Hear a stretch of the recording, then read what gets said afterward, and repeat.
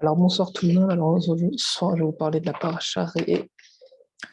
Donc Re'e qui veut dire voix, voix au singulier. Parce que la Torah s'adresse, enfin plutôt Moshe s'adresse au peuple juif et le parle au singulier, voix.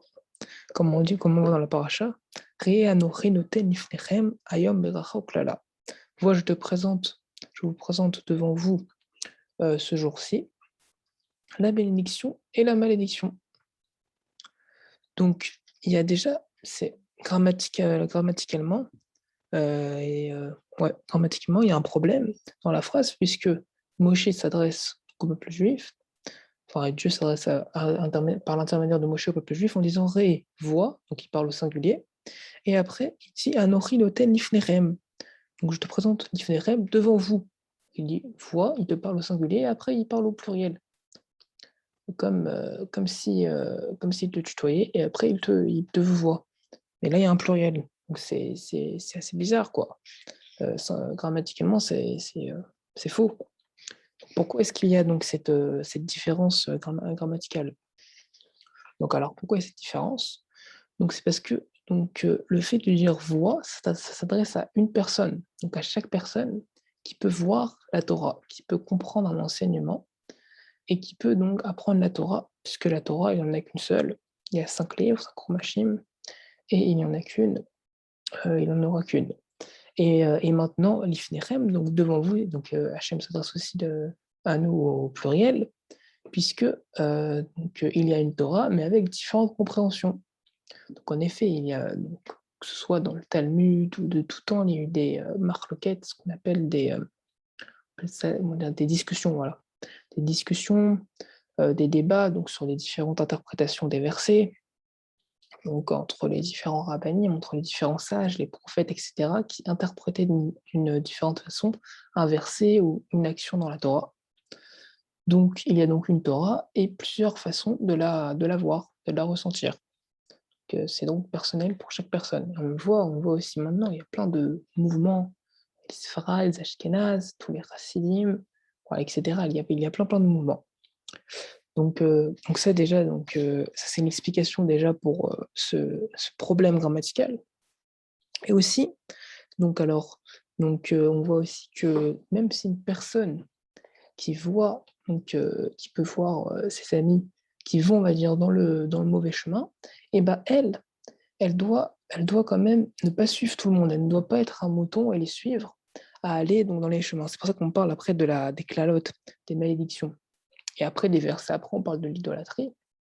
Et on parle dans le chapitre 13 d'une personne, une connaissance qu'on a, qui nous incite à faire de l'idolâtrie en privé, qui lui dit mon ami, viens ici, viens, on va adorer les idoles. Voilà, qui nous incite à faire quelque chose donc, de mal. Donc on peut le voir partout. Je veux dire, on est toujours. Bon, ça nous est arrivé à tous d'avoir un ami ou quelqu'un qui nous dit de faire une bêtise, ben, c'est à peu près la même idée. Et la Torah te dit non, toi tu es juste et droit, essaye de bien te comporter, même si les gens ils font des choses, voilà, même si les gens ils t'incitent. Donc une autre explication voilà, de ce ré et de ce lifnechem, donc de voix, et je présente devant vous. Et en effet, ce qui est important de se dire, c'est que même si, qu'avant de pouvoir changer les autres, il faut d'abord se changer. Et changer le monde changera, c'est ce que je dis souvent. C'est pas toujours vrai, mais le fait de changer, ça va inciter les autres donc à changer. Donc je parle dans les traits de caractère ou même dans la vie de tous les jours. Je sais pas, le fait par exemple de ne plus être en retard, je sais pas, le matin de se lever à l'heure, etc. Ça va peut-être inciter les gens de sa maison à se lever à l'heure aussi, se lever tôt. Voilà, c'est un exemple comme il y en a plein d'autres. Et comme dit le Rav Sraïm, donc il y a une histoire qui racontait, enfin, il parlait de sa vie en fait, il disait qu'il avait essayé de changer les habitants de son pays, mais il n'a pas réussi. Il a essayé aussi de changer les habitants de sa ville, mais il n'a guère réussi. Il a essayé de changer les habitants de son quartier, mais il n'a pas réussi. Il a aussi essayé de changer les fidèles de sa synagogue, mais c'était trop compliqué aussi. Et après, il a essayé aussi de changer les gens de sa famille, mais ça n'allait pas. Même ses proches, il n'a pas réussi à les changer. Et finalement, il s'est changé et il est devenu le Rafetz Chaim, donc une grande autorité rabbinique qui a sorti plusieurs livres, des livres sur justement la Lachon Hara, qui est aussi lié du coup au Midot, au trait de caractère. Donc, et tout ça pour dire que voilà, donc le travail doit aussi venir de notre part. Et avant de vouloir changer les autres, il faut qu'on essaye de se changer. Et avant de critiquer l'autre, de lui dire ah, c'est pas bien ce que tu fais, nanana, bon, mais hélas, on a tous cette envie voilà, quand on voit quelqu'un de le critiquer. Mais à travers en fait ce regard, il faut qu'on essaye de le prendre pour nous-mêmes, prendre cette critique, on va dire, pour nous-mêmes, et avant de critiquer quelqu'un, de s'appliquer à bien respecter ce sur quoi on veut critiquer, sur le commandement sur lequel on veut critiquer. Donc voilà pourquoi est-ce que le premier verset s'adresse à nous au singulier et aussi au pluriel. Donc dans le deuxième verset, donc on voit qu'on parle directement des bénédictions. ou el misvot, Adoshem Elokechem, Asher Anochi Mitzvat et Tremayom. Donc les bracha, la bénédiction, si vous écoutez les commandements de l'Éternel, que votre Dieu qui vous a ordonné aujourd'hui. Donc à la fin du premier verset, on a eu donc bracha ou klala, les deux derniers mots sont bracha et klala, ce qu'on dit Rea Anochi Noten Iftechem Ayom Beracha ou klala. Et après on parle directement de la bénédiction. C'est pour nous dire que nous, en fait, qu'un homme, il a un libre arbitre, il doit toujours choisir, il peut toujours choisir. Et il vaut mieux choisir la bénédiction, c'est la Torah et les Mitzvot, que la malédiction.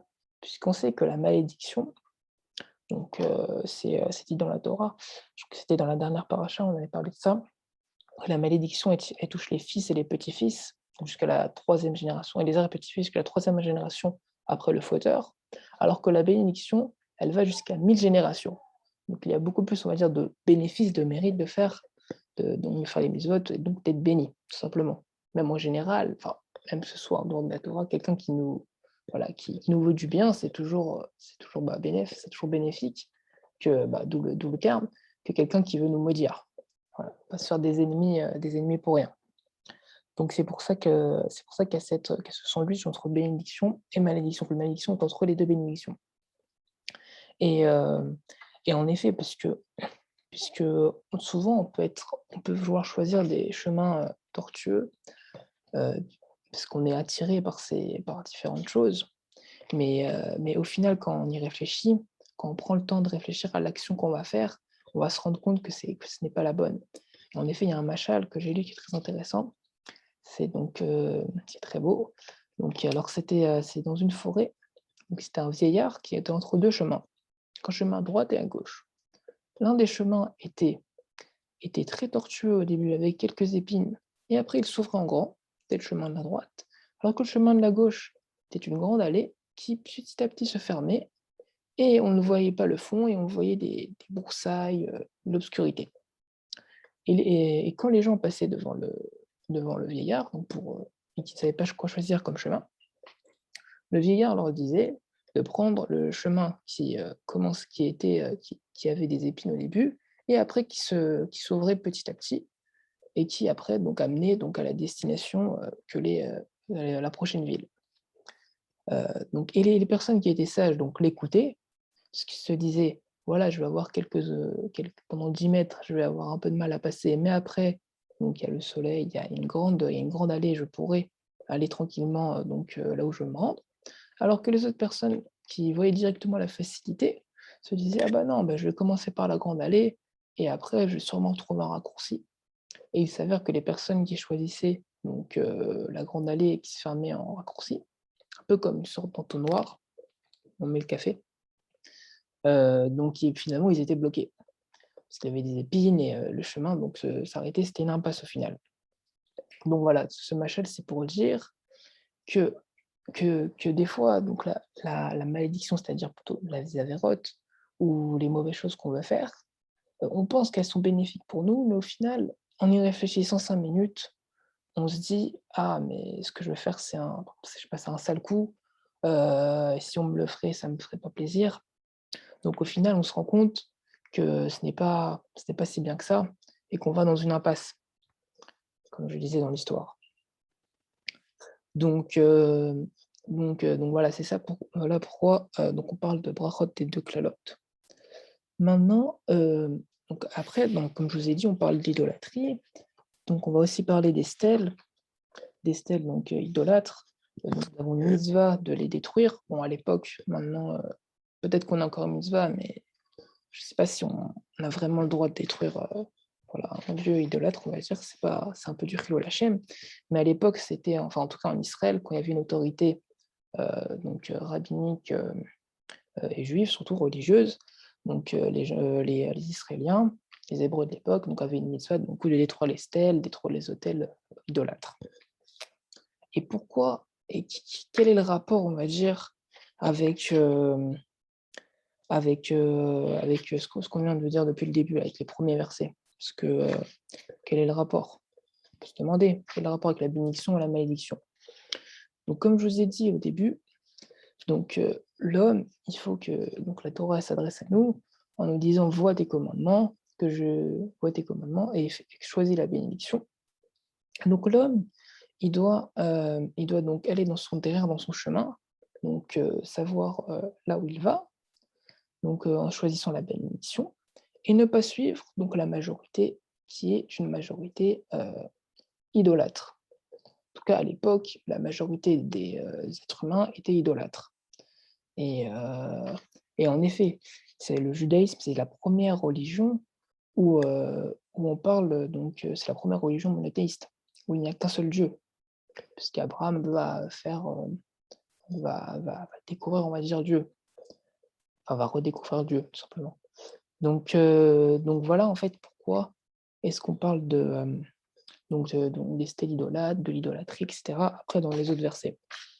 Donc voilà, donc la leçon de la semaine, ce serait, donc heu, donc d'essayer de choisir la bénédiction, donc qui peut être au début difficile, mais après qui peut nous ouvrir des chemins et après nous apporter que des bonnes choses. C'est-à-dire en essayant voilà, de s'améliorer dans les midot, faire les mitzvot, étudier la Torah et cetera. Au lieu de choisir la malédiction qui elle paraît facile, mais finalement est mauvaise comme, comme voilà donc je sais pas moi, de l'argent facile, voilà des choses comme ça. Donc voilà, merci de m'avoir écouté. Shabbat shalom.